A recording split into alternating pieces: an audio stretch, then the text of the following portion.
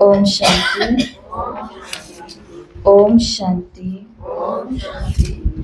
तो वैसे तो कल रात की प्लानिंग के हिसाब से आज हमें 82 की मुरली का चिंतन करना था, जो कि हम रात को पढ़ भी चुके हैं सभी।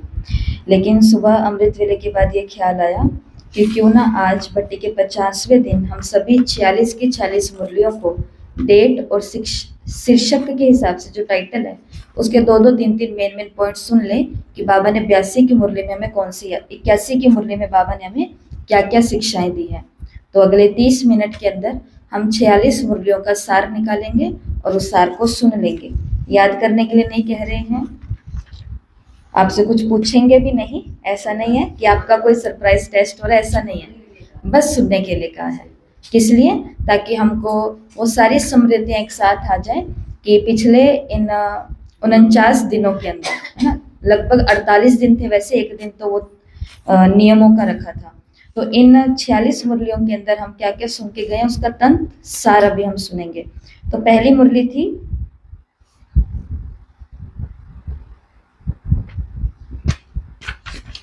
18 जनवरी 1981 की, जिसका टाइटल था स्मृति स्वरूप का आधार, याद और सेवा। ठीक है, इस मुरली के अंदर बाबा ने विशेष ये बात कही कि भगत भगवान के आगे परिक्रमा लगाते, लेकिन भगवान अब क्या करते? भगवान बच्चों के पीछे पीछे परिक्रमा लगाते हैं। अमृत वेले बच्चों का श्रृंगार करते हैं, अपनी मणियों को देखते हैं। तो इस मुरली की जो मुख्य शिक्षा थी वो ये थी कि स्वयं को आत्मा समझकर बाबा को सदा आत्मिक मिलन, बाबा के साथ सदा आत्मिक मिलन का अनुभव करो। हर कर्म को योग युक्त बनाओ ताकि आत्मा पवित्र और शक्तिशाली बने। दूसरी मुरली थी मन बुद्धि और संस्कार के अधिकारी ही वरदानी मूर्त है, 20 जनवरी 1981। मन बुद्धि संस्कार के अधिकारी ही वरदानी मूर्त है। तो इस मुरली में बाबा ने कहा कि जितना ही महान कार्य, महान यज्ञ रचा है, उतना ही इस महान यज्ञ में महादानी का पाठ विशेष बजाना है। कार्य महान हो रहा है, यज्ञ भी हमारा बहुत महान है, और इसके अंदर हम महादानी आत्माओं को पाठ भी कैसा बजाना है? विशेष। और साथ साथ आत्मा की तीनों शक्तियों के ऊपर पूरा अधिकार रखना कि जो भी कमी हो उसको महायज्ञ में अब स्वाहा करना है। तो ये इस मुरली से मन बुद्धि संस्कार के आधार पर जो भी अपनी कमी है उनको इस महायज्ञ के अंदर स्वाहा करना है। महायज्ञ की सेवा की धूम चारों ओर जैसे मचाई है, वैसे इस यज्ञ के कार्य के साथ साथ शांति कुंड के वाइब्रेशन, वायुमंडल, उसकी धूम भी चारों ओर मचाओ। और आपको इस मुरली से होमवर्क भी दिया था शांति कुंड का, जिसमें आपको कहा था कि अगर आप चाहो तो घर के किसी स्थान पर ऐसा कुछ बना सकते हो, शांति कुंड जैसा। और इसी मुरली के अंदर बाबा ने ये बात कही थी कि इच्छा रूपी एक टांग अप्रत्यक्ष रूप में उन्हों की दिखाई दे रही है। आध्यात्मिकता की ओर चलने के लिए अपने को वो हिम्मतहीन समझते हैं। तो इच्छा रूपी एक टांग अप्रत्यक्ष दिखाई दे रही है, लेकिन उन्हें अपनी शक्ति से हिम्मत की दूसरी टांग दो और बाप के उनको समीप लेकर के आओ। तो संसार ये इच्छा तो प्रकट कर रहा है कि अब हमें भी आध्यात्मिकता की ओर जाना चाहिए। बस वो बात अलग है कि वो बोल देते हैं कि टाइम नहीं है या अभी हो नहीं पाएगा, लेकिन अंदर में इच्छा रूपी टांग तो हो गई है। अब दूसरी टांग बाबा ने कहा हिम्मत की आपको देनी है और उनको बाबा के समीप लेकर के आना है। तीसरी मुरली थी 7 मार्च 1981। शांति स्वरूप के चुंबक बन चारों ओर शांति की किरणें फैलाओ। होली हंसों से बाबा मिले इस मुरली में। सभी का एक ही श्रेष्ठ संकल्प है कि सफलता हमारा जन्मसिद्ध अधिकार है। सदा डबल लाइट बन, एवर रेडी कैसे रहो। तो जो डबल लाइट होंगे वही स्वयं हर बात में सफलता मूर्त होकर के चलेंगे। तो डबल लाइट कैसे रह सकते हैं? जैसा समय होता है, जैसी परिस्थिति होती है, वैसे ही अपने को सरल रीति जो चला सकेगा वो क्या बन जाएगा? सफलता स्वरूप बन जाएगा, शांति का चुंबक बन करके सभी को अपनी ओर, रोशनी की ओर आकर्षित करेगा। देखो इस मुरली में बाबा ने कहा था, अशांति के कारण दिन प्रतिदिन, अशांति के कारण जो है वो दिन प्रतिदिन बढ़ रहे हैं और बढ़ते भी जाएंगे। अगर स्वयं अशांत ना भी होंगे तो औरों के अशांति का वायुमंडल, अशांति के वाइब्रेशन उन्हों को अपनी ओर खींचेंगे। कल ही रात को एक परिवार का फोन आया है, शरीर छूटने, एक दोस्त ने अपने दो दोस्तों को पैसे दे दिए, पैसे दे तो दिए उनके अड़ी के समय, जैसे काम उनको कराने के लिए, लेकिन वो जो दोनों थे वो दोनों ने शरीर छोड़ दिया, अपने अपने कारणों से शरीर छोड़ दिया। अब वो दोनों इससे हैं, वो पैसे मांगते थे लेकिन उन्होंने तो शरीर छोड़ दिया। अब पैसे कौन मांगे और किससे मांगे और किसको मालूम क्या है। तो इतने दिनों से उनके साथ ये चीजें हो रही है, लेकिन अब थक करके जब सब जगह दिखा लिया, पहना लिया, झाड़ा लगवा लिया, अपने जो भी है पीर आदि सब कुछ करा लिया, सबने बताया भी ये है ऐसा है। अब कल उन्हों का फोन आया क्या कि जो हमारी कमाई हो रही है वो दुकान से बाहर निकल ही नहीं पा रही है, मतलब पैसा आ रहा है पर आ कहाँ रहा है हमें मालूम ही नहीं है, खर्चे हमारे सारे के सारे बढ़ते जा रहे हैं। दूसरा कि जिस भाई से ये दोनों पैसा मांगते मांगते शरीर छूटा है, उसके अंदर एक भी आदत नहीं थी बुरी, लेकिन उसने शराब पीनी शुरू कर दी है और वो भी अति के अंदर। 2 महीने का उसके पास बच्चा है, उसकी कोई केयर नहीं, वो बुखार के अंदर पड़ा है, बीवी बोल रही है कि दिखा दो ये करा दो, पर कोई ध्यान नहीं है और उसको खुद को भी बहुत बुरा लग रहा है कि मेरे साथ ये क्यों हो रहा है। तीसरी बात कि वो जो दोनों दोस्त हैं वो बार बार उसको दिख रहे हैं और उसको अपनी तरफ खींच रहे हैं। तो अब इसका क्या समाधान है, उन्होंने ऐसा पूछा। तो खैर वो तो बाबा ने अपने को बहुत सारी चीजें बताई है, दोनों को बताया है, लेकिन ये बात जो आज की मुरली के अंदर है, इसलिए आपको कल की ताजा ताजा ही प्रॉब्लम बताई है कि हम तो अशांत नहीं होंगे, लेकिन अशांति का वायुमंडल तो चारों तरफ बना हुआ है ना, उनके वाइब्रेशन है वो हमें अशांति की ओर खींच लेते हैं। कितने सारे बच्चे हैं वो कहते हैं कि हमको इतने अच्छे मम्मी पापा मिले हैं, इतने अच्छे कपड़े, इतने अच्छे कॉलेज यूनिवर्सिटी, सब तो दीदी हमारे लिए अच्छा ही अच्छा है, लेकिन फिर भी हमको बेचैनी क्यों है हमें नहीं पता है। अब उनको देख करके हमें भी लगता है कि इनको बेचैनी है किस बात की, तो वो बेचैनी किस चीज की है, जिस वातावरण में है उस वातावरण की अशांति है वो अपनी तरफ खींच लेती है। छोड़ेगी क्या वो क्यों छोड़ेगी, वो नहीं छोड़ेंगी। इसके लिए बाबा ने क्या बोला, अशांति के कारण अनेक हैं और वो दिन प्रतिदिन बढ़ रहे हैं और बढ़ते जाएंगे। अगर स्वयं अशांत नहीं भी होंगे तो औरों के अशांति का वायुमंडल, अशांति के वाइब्रेशन उन्हों को अपनी तरफ खींचेंगे। चलने में, रहने में, खाने में, कार्य करने में सबसे अशांति का वातावरण शांत अवस्था में बैठने नहीं देगा, अर्थात औरों की अशांति का प्रभाव आत्मा के ऊपर पड़ेगा, अशांति के तनाव का अनुभव बढ़ेगा। ऐसे समय पर आप शांति के सागर बच्चों की क्या सेवा है। और इस मुरली में याद है बाबा ने क्या कहा था, उदाहरण दिया था कि अगर कहीं आग लग जाती है, फिर हमने कहा भी था आपको कि कहीं आग लग जाए तो हम क्या करेंगे, उसके अंदर घी तेल डालेंगे कि जल डाला जाएगा। भाई किसी के जीवन में पहले अशांति और हम उसके मजे ले लें। हमने सुना है आपके ये चल रहा, और बताओ फिर क्या हो रहा है, फिर क्या बनी आपकी बात। तो ऐसा करके हम क्या करें, हम सच्ची में कोई घी का डब्बा खरीद के थोड़ी ना डालना है, या तेल का पैकेट खरीद के थोड़ी ना डालना है। हम अपनी संकल्पों से, अपनी बातों से, अपने कर्मों से क्या कर देते हैं, अशांति को और ही अशांति कर देते हैं। तो उस समय बाबा ने कहा आपका क्या काम होगा, कहीं आग लगती है तो शीतल पानी से आग को बुझाकर गर्म वायुमंडल को शीतल किया जाता है ना, इसलिए अपने मास्टर शांति का सागर, इस स्वमान को क्या कर लो, इमर्ज कर लो, चारों ओर शांति की किरणें फैलाओ। इस मुरली के अंदर ये भविष्यवाणी थी। कौन सी भविष्यवाणी की, आगे आने वाले समय में कारण और बढ़ते जाएंगे। और अब देख लो कितने सारे कारण ऐसे हैं जिसके डॉक्टर्स को भी नहीं पता कि ये रोग शहर में घूम रहे हैं, पता नहीं ये रोग की जड़ कहाँ पर है। पास वाले शहर में घूम रहे हैं, पता नहीं जड़ कहाँ पर है। दूर वाले शहर में जा रहे हैं, पता नहीं जड़ कहाँ पर है। कभी कभी तो देश छोड़ करके विदेश में भी जा रहे हैं, लेकिन इस रोग की जड़ कहाँ है ये मालूम नहीं, क्योंकि जड़ कहाँ है, यहाँ है। अंदर ही अंदर किसी पर गुस्सा आ रहा है, अंदर ही अंदर किसी की ग्रोथ देख करके ईर्ष्या हो रही है, अंदर ही अंदर खुद की हीन भावना के अंदर आत्मा गलानी भाव में जा रही है। मेरे को कुछ याद भी नहीं रहता, मैं ये कर भी नहीं पाता, मेरे पास तो कोई सहयोग देने के लिए भी चीज नहीं है, मेरे तो ये भी सही नहीं है, मेरा तो शरीर भी काम का नहीं है। बाबा बाबा बाबा, दुनिया वाले थोड़ी ना हीन भावना में बैठे हैं, बाबा के बच्चे भी कहाँ बैठे होते हैं, बहुत सारी हीन भावना। तो बाबा ने कहा ऐसे समय पर आपका क्या काम होगा, शांति की किरणें फैलाओ। ये था इस मुरली का टाइटल भी।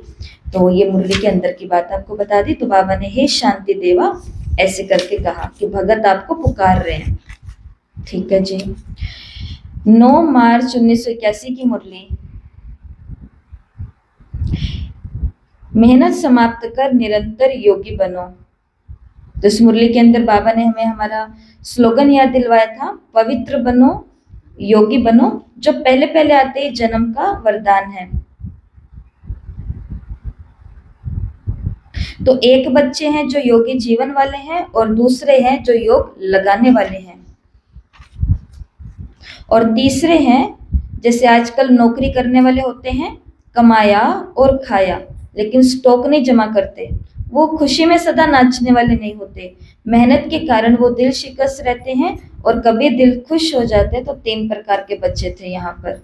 एक है जो योगी जीवन वाले हैं, दूसरे हैं जो योग लगाने वाले। के टाइम हो गया मेरा योग का, अभी सब कुछ पर लड़ झगड़ करके सब कुछ कर करके आके बैठ गए योग में। योग से जैसे खड़े हुए अगला काम मिला हुआ है कि फिर जाना और फिर अपना ये काम करके आना। ये होते हैं योग लगाने वाले, ड्यूटी प्रमाण चलते हैं। और एक है योगी जीवन वाले, और तीसरे हैं अभी अभी कमाया और खाया, स्टॉक नहीं जमा किया, मतलब अच्छा चल रहा है, कमाया खाया खत्म, अभी अभी दिल शिकस्त और अभी अभी दिल खुश हो जाते हैं। ठीक है, ये इस मुरली के अंदर था। सफलता के 2 मुख्य आधार हैं 11 मार्च 1981 की मुरली में। एक तो है बाप से अटूट प्यार, सफलता का मुख्य आधार है बाप से अटूट प्यार, और दूसरा है अनुभवी मूर्त होकर के हर पॉइंट देना, अनुभवी मूर्त बनना। तो सफलता अगर जीवन में चाहिए तो एक तो चाहिए बाबा से अटूट प्यार और दूसरा चाहिए जीवन के अनुभव। एक होता है अनुभवी और एक होता है अनुभवी मूर्त। अनुभवी और अनुभवी मूर्त में क्या अंतर है वो आपको इस मुरली में बताया था। क्या अंतर है, एक होता है ये अनुभवी आत्मा है और एक है ये अनुभवी मूर्त आत्मा है।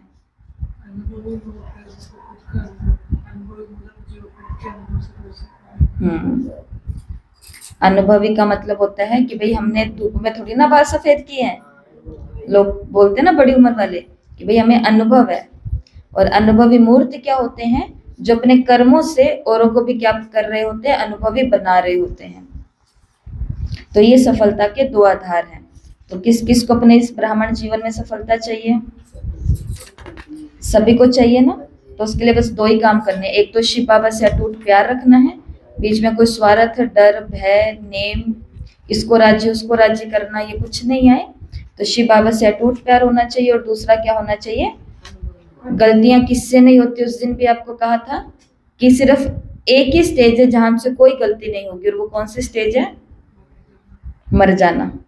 जब मर जाएंगे तब कोई भी गलती का चांस नहीं है। तो जब तक जीवित रहेंगे तब तक गलती करेंगे सीखेंगे आगे बढ़ेंगे, गलती करेंगे सीखेंगे आगे बढ़ेंगे। इसे बोलते हैं अनुभवी आत्मा, अनुभवी मूर्त बन करके दूसरे को भी सिखा देना कि भाई हमने अनुभव कर लिया है, आप भी इस बात को समझ जाओ। लेकिन अगर वही बात हो गई कि पहले तवा गर्म है, पहले हम चेक करेंगे, पहले हमें देखने दो कि गर्म है फिर उसके बाद में, ऐसा नहीं। अगली मुरली है 13 मार्च 1981 की, डबल रूप से सेवा द्वारा ही आत्म जागृति। तो डबल रूप की कौन सी सेवा थी यहाँ पर, एक था शुभ, एक था ब्रह्मा कुमारी ब्रह्मा कुमार के स्वरूप में सेवा और दूसरा था संपूर्ण फरिश्ता स्वरूप में सेवा। तो अभी के जीवन में हम क्या कर रहे हैं, आप भी ब्रह्मा कुमारी ब्रह्मा कुमार, हम भी ब्रह्मा कुमारी ब्रह्मा कुमार, शिव बाबा ब्रह्मा बाबा के बच्चे। तो प्रैक्टिकल में हमें क्या करनी होती है, सेवा करनी होती है। तो एक तो इसके द्वारा आध्यात्मिक जागृति आएगी और दूसरा कौन सा है, संपूर्ण फरिश्ता स्वरूप। तो आज है पुरुषार्थी और कल है फरिश्ता। फरिश्ते स्वरूप की स्मृति वृत्ति दृष्टि और कृति। तो इससे क्या सेवा होगी, एक ब्रह्मा कुमारी ब्रह्मा कुमार स्वरूप अर्थात साकारी रूप की और दूसरा सूक्ष्म आकारी फरिश्ते स्वरूप की। तो फरिश्ता स्वरूप है, वो औरों के फरिश्ता स्वरूप को अपनी ओर खींचेगा, ऐसे तो नहीं सोचते हम भी शरीर छोड़कर के अव्यक्त बन जाएं। इसमें ब्रह्मा बाबा को फॉलो नहीं करना। ब्रह्मा बाबा फरिश्ता बना ही इसलिए ताकि आप लोगों के आगे फरिश्ते का एग्जाम्पल बन सके।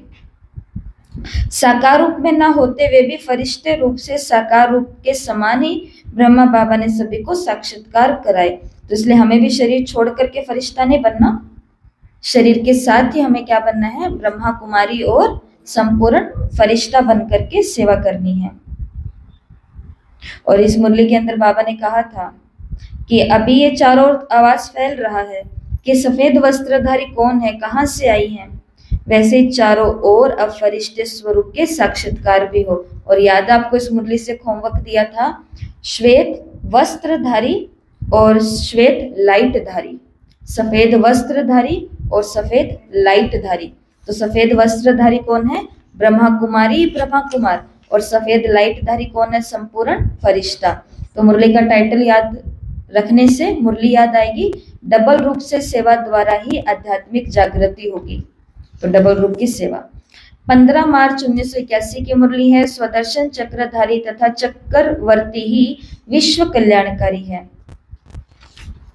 तो इस मुरली के अंदर बाबा ने कहा, छोटी छोटी बातों में कहीं आपका समय तो नहीं जा रहा है।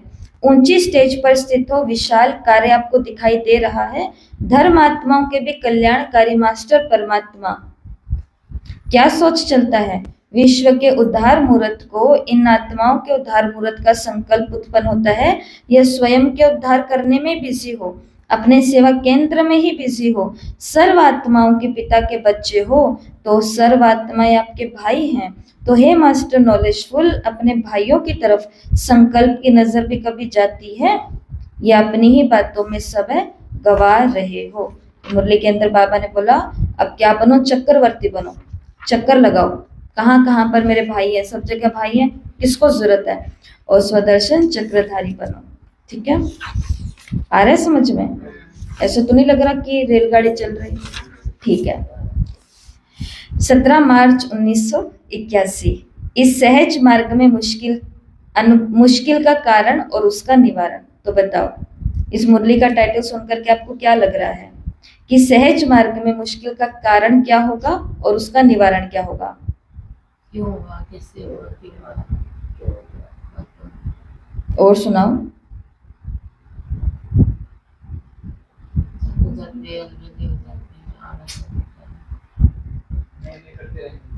सुनो,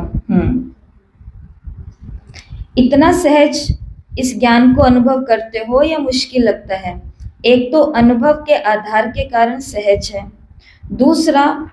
दूसरी बात आदि मध्य अंत तक का ज्ञान है, एक कहानी के रूप में बाप दादा सुनाते हैं। तीसरा बाप अभी जो सुना रहे हैं वो आप सर्व आत्माओं ने पहली बार नहीं सुना है, लेकिन अनेक बार सुना है। तो मुरली की शुरुआत पहले बाबा ने बता दिया मार्ग कैसा है, सहज है। क्यों है? पहली बार ही नहीं सुन रहे, सुनाने वाला सहज तरीके से सुना रहा है, और सच में जो ज्ञान की बातें हैं, पॉइंट्स है, वो सहज है। लेकिन सहज होते हुए भी मुश्किल क्यों है? तो बाबा ने बताया, टाइटल है सहज योगी का। वैसे मुश्किल होता क्यों है, उसका कारण अपनी ही कमजोरी है। कोई ना कोई पुराना संस्कार सहज रास्ते के बीच में आकर के बंधन बन करके रुकावट डालता है, और शक्ति ना होने के कारण फिर उस पत्थर को तोड़ने लग जाते हो, और तोड़ते तोड़ते दिल शिकस्त हो जाते हो। तो इसका तरीका क्या है? निवारण बाबा ने क्या बताया? निवारण है पत्थर को तोड़ने में टाइम नहीं लगाओ, उसको हाई जंप लगाओ। ठीक है, तो ये है मुरली। तो सहज मार्ग क्यों है और सहज मार्ग की मुश्किल क्या है? अपनी कमजोरियां, अपने पुराने संस्कार, अपने पुराने स्वभाव। और उसके लिए निवारण क्या है कि उन बातों को देखना नहीं है, बाबा बाबा बोल करके हाई जंप लगानी है। 18 मार्च 1981 की मुरली है, मुश्किल को सहज करने की युक्ति, सदा बाप को देखो। बाप समान कहाँ तक बने हैं ये चेकिंग करते रहो।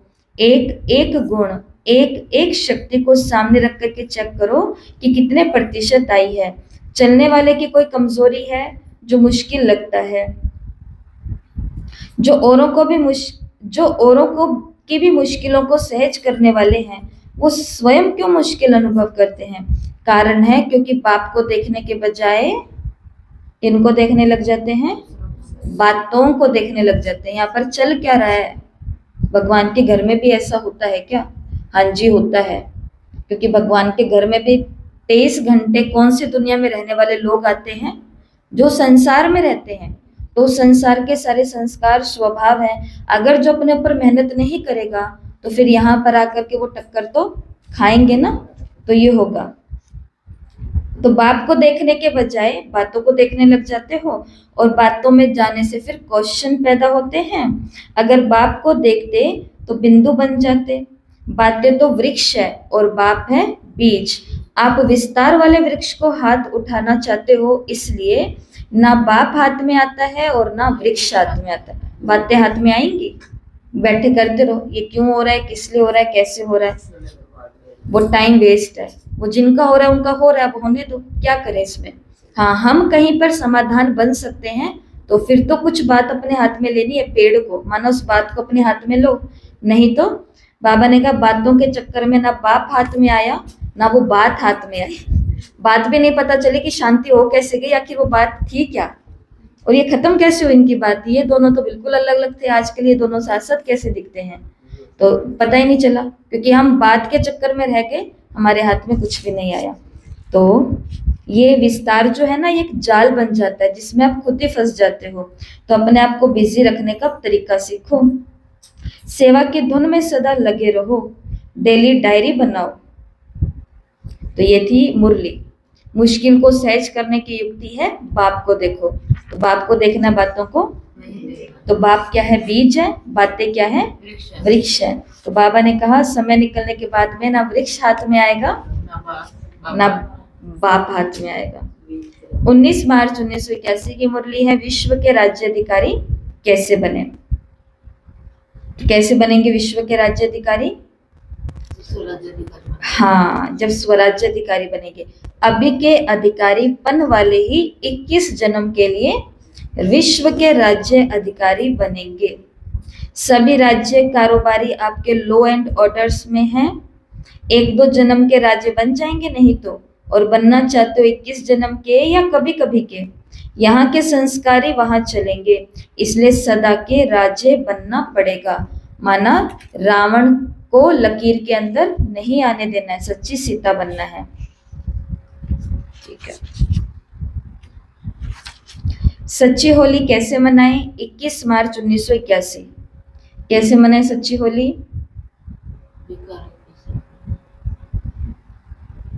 तो पहले जलाना फिर मनाना। तो पहले जलाना क्या है? हाँ, पास्ट इज पास्ट, पिछला सब जलाना है, और फिर खुशी से मनाना है, फिर मिठाई खाना है। पिचकारी, पिचकारी से कितनी धाराएं निकलती हैं।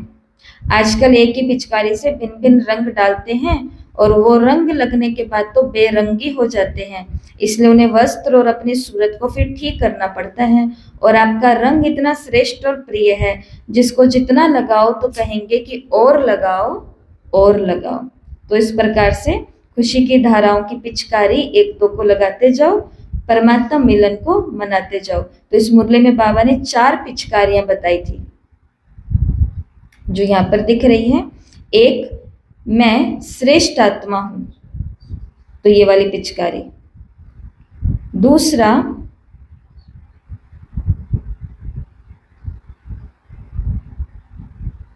मैं श्रेष्ठ आत्मा हूं। दूसरा, मैं हीरो पाठधारी हूं।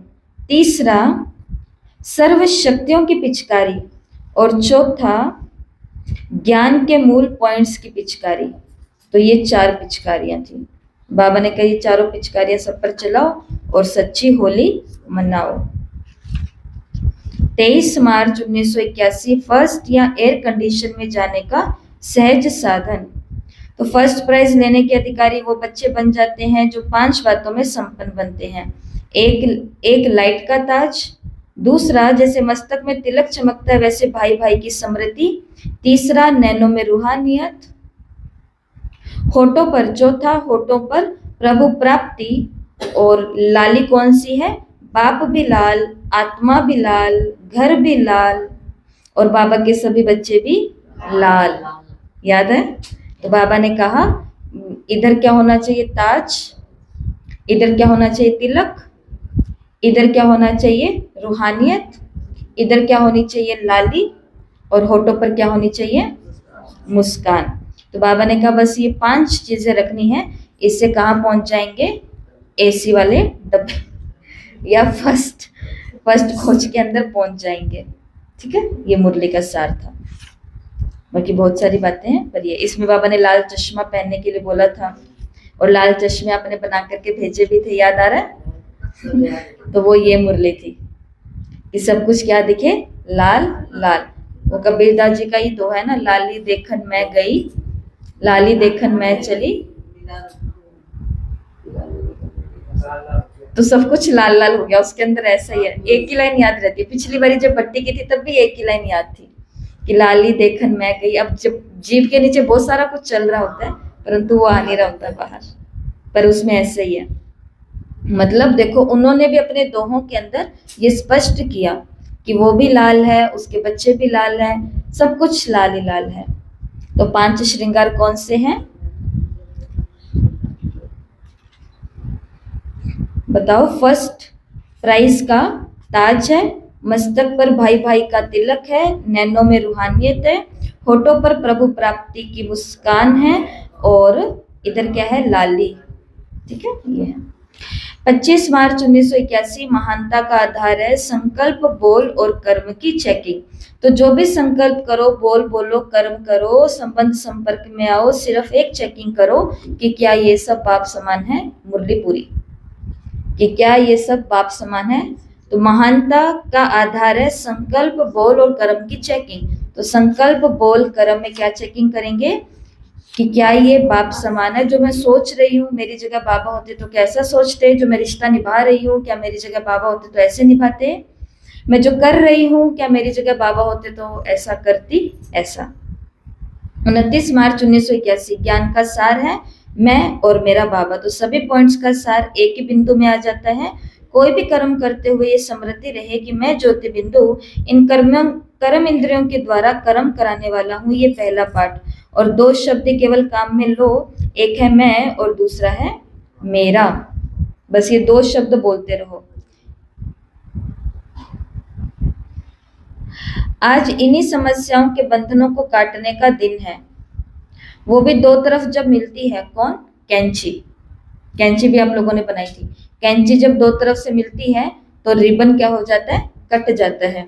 तो बाबा ने कहा ऐसे ही ज्ञान और योग, इन दोनों को आपस में मिलाओ तो जीवन की जितनी भी समस्याएं वो सारी समस्याएं कट जाएंगी।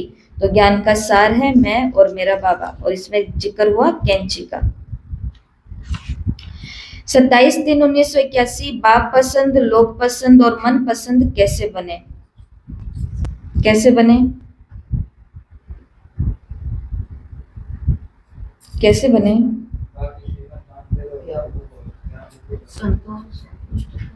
सोच सोच करके छोटी बात को बड़ा बना देते हो, और फिर उस सोचने से उस बात की खातिरी करते हो तो वो छोटी से मोटी हो जाती है।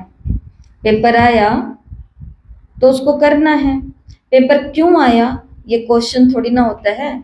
पेपर आ गया, टेस्ट आ गया तो अब, और आएगा तो सिलेबस के अंदर से, आउट ऑफ सिलेबस तो नहीं आएगा। अर्थात बाबा ने जो माया के विघ्न रूप बताए हुए हैं, परीक्षाएं वहीं से आएंगी, बाहर से कुछ नहीं होने वाला है। पेपर आया तो अब उसको करना है। वेस्ट और बेस्ट सेकंड में जज करो और बात को समाप्त करो। जज बनो, वकील नहीं बनो। वकील छोटे केस को लंबा कर देता है और जज जजमेंट दे करके उस बात को खत्म कर देता है। तो लोग पसंद, बाप पसंद और मन पसंद कैसे बनेंगे? जब छोटी छोटी बातों को बड़ा नहीं करेंगे, खातिरी नहीं करेंगे, बड़ा नहीं करेंगे। रिगार्ड दो और रिगार्ड लो। 3 अप्रैल 1981 ज्ञान मार्ग की यादगार भक्ति मार्ग, जिसमें बाबा ने नदियों के मेले की बात करी थी। अभी अतीन्द्रिय सुख की प्राप्ति के कारण खुशी में आत्माएं मन से नाचती हैं, भक्ति में पांव से नाचेंगी। अभी आत्माओं के गुणों की माला सिमरती है, बाद में भक्ति में मणकों की माला सिमरेगी। अभी आप स्वयं बाप को भोग लगाते हो, इसके रिटर्न में वो अपने देवकुल की आत्माओं को आपको भोग स्वीकार कराएंगे। जैसे सभी आप सब सिवाय बाप को स्वीकार कराने के कोई भी वस्तु स्वीकार नहीं करते हो, ऐसे भक्ति में सिवाय आप देवताओं को स्वीकार कराने के खुद स्वीकार नहीं करेंगे। जैसे अभी आप कहते हो पहले बाबा फिर हम, वैसे भक्ति मार्ग में कहेंगे पहले देवता पीछे हम। अभी आप बाप के मन में गीत गाते हो, द्वापर युग में भगत आपके गीत गाएंगे। अभी आप श्रेष्ठ कर्मों की कीर्ति करते हो, बाद में भक्ति में वो आपके कीर्तन गाएंगे। तो ज्ञान मार्ग का यादगार भक्ति मार्ग वो ऐसे है। अभी का जो हम करेंगे हमारे लिए फिर भगत सारे करेंगे। यहाँ आपकी बुद्धि भटकेगी, वहां भक्तों के पांव भटकेंगे। एक देवता का नहीं रहेगा वो, क्योंकि उसकी देवी भी एक की नहीं रही, उसकी देवी भी भटक रही थी। जहां से थोड़ी सी प्राप्ति हुई उधर भटकने के लिए चले गए, जहां से थोड़ा सा फायदा मिला उसके हो गए, जहां से कुछ हुआ वहां पर हो गए। तो ऐसा और ऐसा बहुत देखा जाता है। तो बाबा ने कहा अगर अभी आपकी बुद्धि भटकेगी तो फिर भगत पांव से भटकेंगे, कभी किसी को देवता बनाएंगे, कभी किसी को देवता बनाएंगे। आज राम के भक्त होंगे, कल कृष्ण के भगत बन जाएंगे। तो इसलिए पक्के भगत बनाने हैं या भटकने वाले बनाने हैं? पक्के बनाने हैं। तो प्राण चला जाए पर मेरे मंदिर में ये ना जाए इधर से उधर। भोग पैसा, मेरे वस्त्र, देवी के वस्त्र देखिए ना, हम अपने अपने देवियों के पास तो दंडवत प्रणाम करने वाले, गीत भजन, और मेरे बड़े बड़े जगराते कराने वाले। इतना संपन्न होना चाहिए मेरा भगत कि क्या करे, बड़े बड़े औरों की भी सेवा करे, लंगर लगा। अभी देखो पैदल यात्री जाते हैं, वो कितने लोग होते हैं ना कि जिनके पास इतना सब कुछ है तो वो खुद तो नहीं जा सकते हैं, खुद को तो उनको टाइम नहीं है, लेकिन ऐसी व्यवस्था करा देते हैं कि जो भी आए वो करो। पाँव दबाने वाले बीच में अलग होते हैं, पानी पिलाने वाले, मालिश करने वाले, नींद दिलाने वाले, मतलब पंखा और गद्दा और ये सब कुछ सेट करवाने वाले। तो इसलिए उसको दवाइयाँ, इसलिए उसको श्रेष्ठ। लेकिन ये कब मिलेगा ऐसा? जब हम एक जगह टिके रहेंगे, बुद्धि को बार बार भटकाएंगे। इनका क्या चल रहा है, कल 2 महीने पहले इनका सोच रहे थे, 4 महीने पहले उनका सोच रहे थे, आज इनका सोच रहे हैं, 2 महीने बाद किसी और का सोचेंगे। इतने में संगम युग हमारा निकल जाएगा। नहीं, ऐसा अपने को नहीं करना, ठीक है।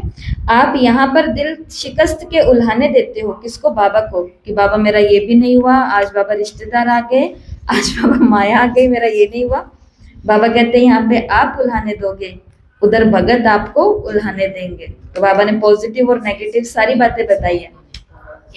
यहाँ पर हमारी इष्ट देवी हमारी सुनती नहीं है, क्योंकि उसने भी बाप की कभी सुनी नहीं थी, उसने लोगों की सुनी थी। आप बताओ मुझे कैसे रहना चाहिए, आप बताओ मुझे कहाँ रहना चाहिए, आप बताओ मुझे कब से रहना चाहिए, वो क्या बताएंगे?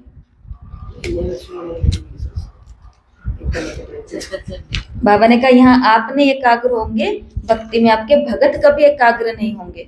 मतलब मेरे सामने, मतलब देवी या देवता जी के साथ सामने बैठे हुए माला फेर रहे हैं, लेकिन माला फेरते फेरते 108 की माला फेरते फेरते पूरे देश विदेश में घूम कर के आ गए। क्यों नहीं टिक रही है बुद्धि? क्योंकि उनकी भी तो ज्ञान मार्ग का यादगार भक्ति मार्ग, ठीक है। रिवाइज हो रहा है ना? हो रहा है, पूछती रहूं तो बीच बीच में। 5 अप्रैल 1981 समर्थ कर्मों का आधार है धर्म। ब्राह्मण जीवन का मुख्य कर्म ही ये है। कौन सा? मानव जीवन में हर एक आत्मा की विशेष 2 धारणाएं होती है, एक है धर्म और दूसरा है कर्म। धर्म के बिना जीवन में कर्म में सफलता नहीं मिल सकती है। और धर्म मतलब क्या होता है? धारणा। धारणा मतलब मैं क्या हूँ, मुझे क्या करना है, ये बुद्धि में स्पष्टता होनी चाहिए। तो मैं क्या हूं? मैं एक श्रेष्ठ आत्मा हूं और मुझे क्या करना है? श्रेष्ठ कर्म करने हैं, साधारण कर्म नहीं करने हैं। ठीक है। जैसे आत्मा और परमात्मा के टूटे हुए संबंध को बाप ने जोड़ दिया, ऐसे धर्म और कर्म के संबंध को जोड़ दो। कर्म योगी बनो, धर्म में रह करके कर्म करो। सत्युग और त्रेता युग कौन सा युग था? जहां हर कर्म धर्म के आधार पर होता था, धारणा के आधार पर होता था। द्वापर और कलयुग, द्वापर युग कैसा बना? जहां धर्म अलग होता था और कर्म अलग होता था। और कलयुग कौन सा हुआ? जहां पे धर्म भी नहीं है और जहां पे कर्म नहीं है, जहां पे हर कर्म हो रहा है परंतु बिना धर्म के हो रहा है, और हर धर्म हो रहा है लेकिन उसमें कोई कर्म नहीं हो रहा है, बस वही हो रहा है। तो ऐसी बातें हैं, कुछ नहीं है। ठीक है। तो बाबा ने इस मुरली के अंदर क्या कहा? समर्थ कर्मों का आधार है धर्म। धर्म का मतलब धारणा, धारणा का मतलब मैं श्रेष्ठ हूँ। तो इस श्रेष्ठता को जानो, मानो और फिर मान करके चलो। बाबा ने कहा जानने और मानने में सभी बच्चे पास है, पर स्वरूप बन करके चलने में बहुत थोड़े हैं। हाँ, नंबरवार है। ठीक है। धरत परिये धर्म न छोड़िए। नेक्स्ट मुरली है 7 अप्रैल 1981 की। मनन शक्ति द्वारा सर्व शक्तियों के स्वरूप की अनुभूति करो। अपनी श्रेष्ठ तकदीर की तस्वीर को अपने सामने रखो। मेहनत तक करनी पड़ती है, मेहनत तब करनी पड़ती है जब मनन शक्ति की कमी होती है। तो सारा दिन यही मनन करते रहो, अपना श्रेष्ठ चित्र सदा अपने सामने रखो। आत्मा को शक्तिशाली बनाओ, हर पॉइंट के अनुभवी रूप बनो। और इस मुरली में विशेष, हाँ, ये बात थी जो हम सभी ने गौर भी की थी इस बात पर कि जो अनुभवी आत्मा होगी उसका एक बोल 1000 शब्दों से भी ज्यादा मूल्यवान होगा। तो मनन शक्ति के द्वारा सर्व शक्तियों के स्वरूप के अनुभवी बनो, अर्थात मनन शक्ति को अब अपने अंदर भरते रहो। चाहे भाषण करने हैं, चाहे श्रोता रूप में हो, भोग लगाना है, कुछ भी करना है, लेकिन अंतर्मुखी होकर के हर काम करो। 14 अप्रैल 1981 सत्यता की शक्ति से विश्व परिवर्तन। तो बाप का सत्य परिचय मिलने से अथॉरिटी से कहते हो कि परमात्मा हमारा है। सृष्टि चक्र का भी सत्य परिचय मिला है, आत्मा का भी सत्य स्वरूप जाना है। तो एक होता है सत्य सत्य और दूसरा होता है सत्य अविनाशी। सत्यम शिवम सुंदरम। आपके लिए गायन भी है ना, सच तो बिठो नच, सच के नाम हिलेगी डुलेगी लेकिन डूब नहीं सकती है। तो सत्यता की शक्ति सारे प्रकृति को भी सत्व प्रधान बनाती है, सभी को सदगति दिलाती है। सत्यता पारस के समान है, जिसके संपर्क में लोहा आएगा तो वो भी क्या बन जाएगा? पारस बन जाएगा। ठीक है। तो सत्यता की शक्ति से विश्व परिवर्तन। तो मैं कौन हूं? पारस हूं। कौन सा? सत्यता का पारस हूं। रूहे गुलाब की विशेषता। तो रूहे गुलाब की खुशबू कहां तक पहुंचती है? रूहे गुलाब की खुशबू कहां तक पहुंचती है? वतन तक पहुंचती है। तो सदा वृत्ति में रहो, रूह को देख, रूह से बोलो। सब अपना अपना पार्ट बजा रहे हैं। मैं रूह हूं, मैं सुप्रीम रूह की छत्र छाया में हूं। तो रूहे गुलाब की विशेषता कि वो देह को, देह की पुरानी दुनिया को, वस्तु व्यक्ति को देखते हुए भी नहीं देखता है, बोलते हुए भी नहीं बोलता है, तो सदा रूहानी सेवा में रहता है। ये उसकी विशेषता होती है।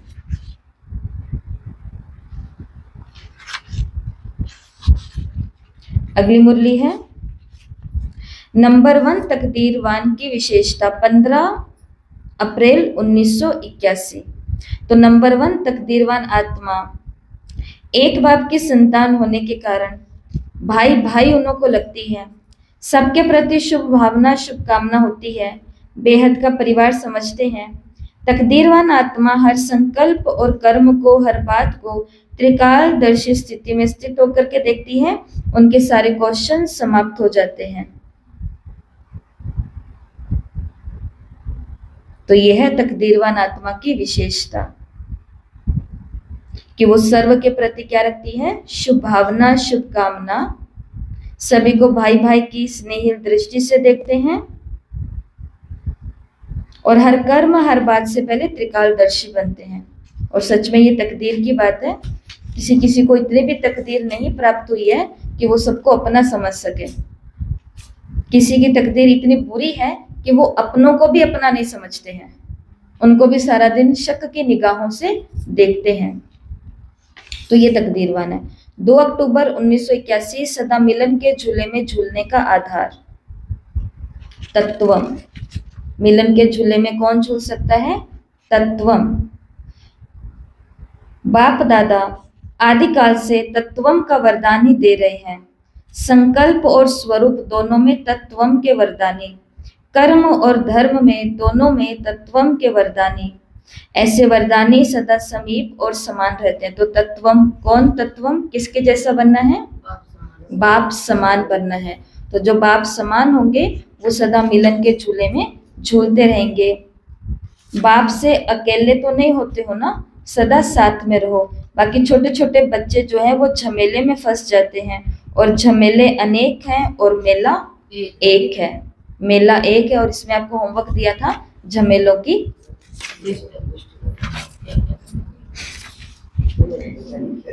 अगली मुरली है संकल्प शक्ति का महत्व। तो बाबा ने कहा श्रेष्ठ संकल्प की भाषा होती है। भाषण करने वाले नहीं, आत्मिक आकर्षण करने वाले। मुख के बजाय नयन ही उनके अनुभवी होते हैं। नैनों की भाषा संकल्प की भाषा होती है। सेकंड में इस दर्पण द्वारा आत्मिक स्वरूप को देखने के कारण बाप की तरफ आकर्षित हो। ओहो प्रभु के गीत देह भान से सहज अर्पण हो जाएं। ओहो आपका भाग्य, ओहो मेरा भाग्य। अंत की कमजोर आत्माओं को महादानी वरदानी बन अनुभव का दान और पुण्य करो। तो संकल्प शक्ति का महत्व इस मुरली के अंदर था। नैनों की भाषा, संकल्पों की भाषा, और एक और कौन सी भाषा जो मुरली में नहीं आई है लेकिन आपको बताई थी? नैनों की भाषा, संकल्पों की भाषा, और एक और भाषा इशारों की भाषा, और एक और भाषा वाइब्रेशन। वाइब्रेशन होते हैं ना कभी कभी हमको महसूस, जिनको हम इशारे क्या जो सामने दिख ही नहीं रहे लेकिन वाइब्रेशन आ जाते हैं ऑटोमेटिक, बहुत स्ट्रांग होता है ये काम। तो ये सभी कौन सी है? भाषा। और ये संकल्प शक्ति से क्या होएगा? बाबा ने कहा अंत में सभी के लिए आप महादानी वरदानी बन जाओगे और सबको दान पुण्य करोगे। फिर इस मुरली में दादी के लिए, जयंती बहन के लिए और लच्छू बहन के लिए विदेश से वापस आने पर बाप दादा ने कुछ महावाक्य उच्चारे थे कि आप इष्ट और इष्ट आत्माएं आपके सामने हैं। कोई भी मजबूरी के गीत गाते हैं। कौन सी मजबूरी? क्योंकि जानते हो कि एक बाप को याद करने के बिना कुछ मिलना तो नहीं है, इसलिए याद तो करना पड़ेगा। वाह बाबा वाह का गीत गाना ही पड़ेगा। एक होता है मन के सितार का साज और दूसरा होता है मुख का साज। तो रीस नहीं करनी है, रेस करनी है। ये बाबा ने इस मुरली में बताया। तो मजबूरी से, कहने का भाव है मजबूरी से बाबा को याद नहीं करना है, मन की खुशी से याद करना है। फिर प्राप्तियां भी कैसी होंगी? वैसी ही होंगी। 8 अक्टूबर 1981 ब्रह्मा बाप की एक शुभ आश। कौन सी है ब्रह्मा बाप की एक शुभ आश? भाई भाई की दृष्टि से रहो। और यहाँ पर आपको भरत मिलाप का कुछ बताया था कहानी कि भरत से कैसे मिले। तो बाबा ने कहा सेवा और स्नेह। स्नेह की निशानी है भरत मिलाप और सेवा की निशानी है दीपमाला। फिर इसमें आपको बताया था कि दुर्गा की पूजा होती है। जो आपको कहा था कि देखो राम जी ने शिव की तो पूजा करी लेकिन बिल्कुल लास्ट में किसकी पूजा करी थी? दुर्गा की पूजा करी थी। क्यों करी थी वो पूजा? उसके पीछे भी कारण था। वो उसको मेघनाथ जो था उसको मार दिया और उसने दुर्गा से वायदा, वो वचन किया हुआ था कि मैं ये करवाऊंगा, ऐसे करके। तो मुरली के अंदर बाबा ने कहा दुर्गुणों को नाश करने वाले कि ये दुर्गा अष्टमी है। ठीक है। अंतर्मुखी सदा बंधन मुक्त और योग युक्त 9 अक्टूबर 1981। तो एक बात है मुक्त कहाँ तक हुए हो, दूसरी बात है जीवन मुक्त कहाँ तक हुए हो। तो 2 प्रकार के लक्षण बाबा ने सब में देखे। एक है सदा अंतर्मुखी और दूसरे हैं बाह्यमुखी। तो जो अंतर्मुखी हैं वो सदा बंधन मुक्त होते हैं और वो सदा बाबा के साथ योग युक्त होते हैं। इतना सा पहला छोटा सा। अंतर्मुखी होते हैं वो स्वयं भी सदा सुख के सागर में समाये हुए रहते हैं और अन्य आत्माएं भी सदा सुख के संकल्प और वाइब्रेशन द्वारा, वृत्ति और बोल द्वारा, संबंध और संपर्क द्वारा सुख की अनुभूति औरों को कराते रहते हैं। इससे वो योग युक्त और बंधन मुक्त बन जाते हैं। तो अंतर्मुखी बनना कि बाह्यमुखी? सर्व खजानों की चाबी एक शब्द बाबा। 14 अक्टूबर 1981। यादव एक्टिविटी जो इस मुरली के ऊपर कराई थी। भाग्यशाली, सौभाग्यशाली, पद्मा पद्म। भाग्यशाली का क्या था इशारा? भाग्यशाली, सौभाग्यशाली, पदम भाग्यशाली और पद्मा पदम भाग्यशाली। मुरली के अंदर ये 4 बातें थी। इसी के ऊपर ये मुरली थी कि सर्व खजानों की चाबी एक ही शब्द, और वो शब्द कौन सा? बाबा। तो मैं भाग्यशाली हूँ बाबा, मैं सौभाग्यशाली हूँ बाबा, मैं पदम भाग्यशाली हूँ बाबा, मैं पद्मा पदम भाग्यशाली हूँ बाबा। ठीक है जी।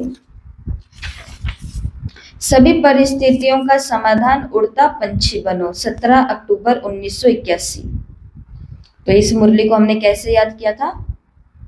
उड़ता पंछी, उड़ती कला वाला, चढ़ती कला और रुकती कला, ये तीनों बातें यहाँ पर हुई थी। उड़ते पंछी के बजाय पिंजरे के पंछी बन तो नहीं गए, तो इसलिए भिन्न भिन्न परिस्थितियों में क्या करूं, कैसे करूं, जो ये मेहनत करते हो, इससे परिस्थिति बड़ी हो जाती है और आप छोटे हो जाते हो। इसलिए बाबा ने कहा उड़ता पंछी बनो, फरिश्ता बनो। ब्राह्मण, हर ब्राह्मण चैतन्य तारामंडल का श्रृंगार है। 19/10/1981। इस मुरली के अंदर बाबा ने एक मुख्य बात कही थी कि हर सितारे की अपनी एक दुनिया है। तो इसलिए अपनी दुनिया को किसको संभालना है? उस सितारे को ही रोशनी देनी है। बाबा से लो और दो। अब देखो सुबह का समय है, लेकिन ऐसा नहीं है कि अभी चांद और सितारे निकले नहीं हुए हैं, अभी भी निकले हुए हैं, लेकिन प्रकाश ज्यादा किसका है? सूर्य का है। अब सूर्य ढलेगा तो फिर इधर किसका प्रकाश हो जाएगा? तो हर सितारा अपना अपना है। सच्चे आशिक की निशानी क्या है? इस मुरली के अंदर हमने देखा था कि जो आशिक माशूक होते हैं वो कहाँ कहाँ मिलते हैं। तो मुरली में बाबा ने बताया था पहाड़ी पर, सागर पर, चांदनी में, ऐसा। तो बाबा ने भी कहा कि आप भी ज्ञान गुणों के सागर के कंठे पर, ऊंची स्थिति की पहाड़ी पर और शीतलता की चांदनी में रूहानी माशूक रूहानी आशिकों से मिल रहे हैं। ठीक है।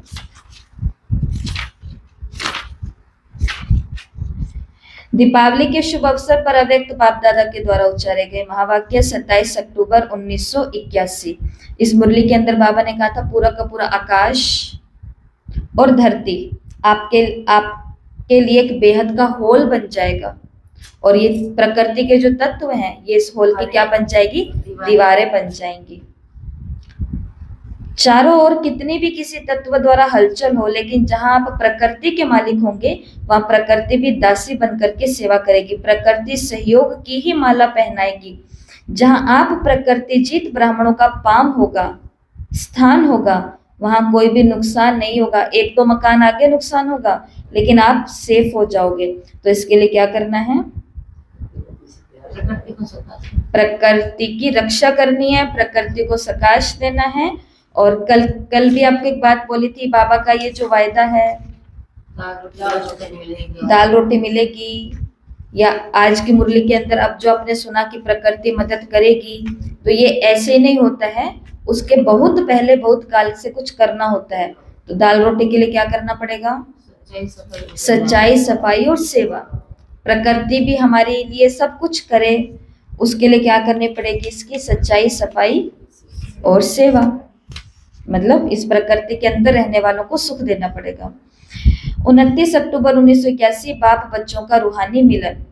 तो मेले में एक होता है मनाना, दूसरा होता है मिलना, तीसरा होता है कुछ लेना देना और चौथा होता है खेलना। तो बाबा ने कहा कि जब भी कोई विशेषता धारण करेंगे उसके बदले साधारणता खत्म हो जाएगी, गुण धारण करेंगे कमजोरी खत्म हो जाएगी। तो लेने में देना बंधा हुआ है। सिर्फ चावल देते हो और वो भी सूखे देते हो, बदले में लेते क्या हो? सर्वगुण और सर्व शक्तियां लेते हो।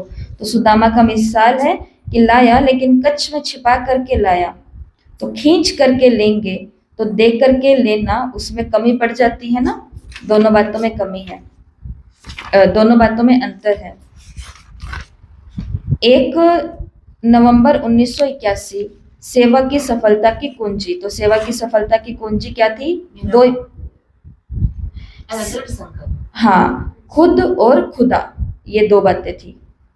खुदाई जादू भरा हुआ हो हर सेवा के अंदर, अभिमान नहीं, अपमान नहीं, योद्धा नहीं दिल शिकस्त बनो। 31 नवंबर 1981 योद्धा नहीं दिल तख्त नशीन बनो। तो बाबा ने कहा था कब तक युद्ध करते रहेंगे? बंधन मुक्त बन, अब स्वदेश में चलो। बहुत काल के बंधन मुक्त, बहुत काल के जीवन मुक्त का पद प्राप्त करेंगे। क्या युद्ध करना, मेहनत करना, धीरे धीरे चलना यही पसंद है क्या? लड़ने झगड़ने के बिना रह नहीं सकते हो, और कोई नहीं मिलेगा तो अपने आप से ही लड़ने झगड़ने लग जाएंगे। इसलिए बाबा ने कहा अब योद्धा नहीं बनो, अब दिल तख्त नशीन बनो। 6/11/1981 विशेष युग का विशेष फल, ये बात तो बहुत बारी कर चुके हैं। विशेष युग कौन सा है? संगम। और इसका विशेष फल कौन सा है? संतुष्टता। संतुष्टता, बाबा ने इसमें फल वृक्ष की बात की थी कि संतुष्टता के ही फल लगे हुए हैं। 8/11/1981 अंतर संपन्न करने का साधन है तुरंत दान महापुण्य। तुरंत दान महापुण्य। तो ज्ञान में, याद में, धारणाओं में और सेवा में, चारों ओर क्या करना है? दान पुण्य करना है। 4 रंग बताए थे बाबा ने। ज्ञान का कौन सा रंग?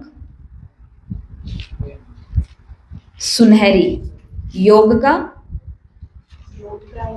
पीला पीला। सेवा का? हरा, हरियाली हो जाती है। और धारणा का सफेद। धारणा का सफेद। ये 4 रंग बाबा ने बताए थे। ठीक है, सुनहरा। बिंदु। बिंदु का महत्व 11/11/1981। वहाँ पे बिंदु, वहाँ पे बिंदु, ड्रामा में बिंदु, संसार में सब आत्मा में बिंदु, बिंदुओं का ही देश। साइलेंस की शक्ति से तीनों लोगों तक जो पहुंचता है वो कौन है? बिंदु। तो इस मुरली के अंदर बाबा ने कहा था आत्मा की एनर्जी किसी में है? बिंदु। बिंदु बन करके लोक की यात्रा करना। तो सभी क्वेश्चन मार्क क्या हो जाएंगे? समाप्त हो जाएंगे। 13/11/1981 परखने और निर्णय शक्ति का आधार है साइलेंस की शक्ति। तो परमार्थ के मार्ग में विघ्न विनाशक बनने का साधन है माया को परखना, परख करके उसके लिए निर्णय लेना। परमार्थ के कार्य में विजयमाला में नंबर का आधार, किस आधार पर मिलेगा विजयमाला में नंबर?